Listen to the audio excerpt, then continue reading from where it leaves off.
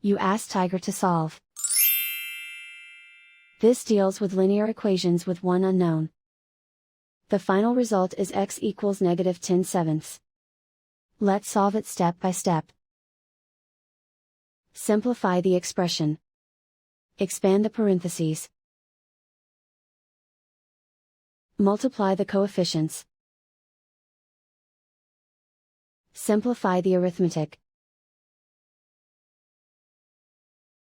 Group all constants on the right side of the equation. Subtract 28 from both sides. Simplify the arithmetic.